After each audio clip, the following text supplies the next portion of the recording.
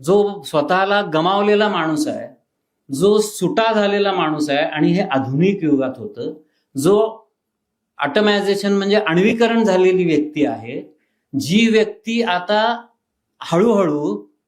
स्वकेंद्री झालेली आहे, स्वार्थाकडे बघायला लागलेली आहे, अन्य व्यक्तींना ती माणूस म्हणून दुय्यम स्थान देते आणि साधन म्हणून पहिलं स्थान देते, असं का व्हायला लागलेलं आहे. मार्क्सच्या इकॉनॉमिक डिटर्मिनिझम बद्दल जेवढं बोललं गेलेलं आहे तेवढं सगळं चूक आहे. त्याचं कारण, त्याचा मूळ प्रश्न असा आहे की भांडवलशाहीमध्ये इकॉनॉमिक फॅक्टर हा डॉमिनंट का बनतो. भांडवलशाहीच्या आधीच्या काळामध्ये जर कल्चर किंवा रिलिजन किंवा पॉलिटिक्स डॉमिनेटिंग असेल, तर भांडवलशाहीत असं काय आहे की ज्याच्यामुळं मनुष्य जातीवरती अर्थकारण हे हावी होतं. म्हणून मार्क्स हा अर्थशास्त्रज्ञ नाही आहे, मार्क्स हा पॉलिटिकल इकॉनॉमिस्ट नाही आहे, तो दोन्हीचं क्रिटिक करणारा माणूस आहे, क्रांतिकारी पद्धतीने मांडणी करणार आहे की मुळामध्ये आपलं भौतिक जीवन हे पॉलिटिकल इकॉनॉमीचं रूप का घेतं,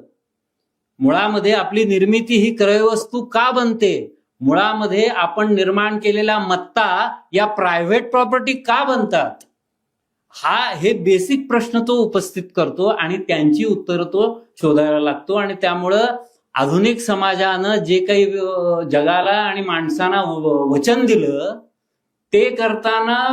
आधुनिक जगामध्ये हा प्रॉब्लेम का तयार झाला, ही विसंगती का तयार झाली,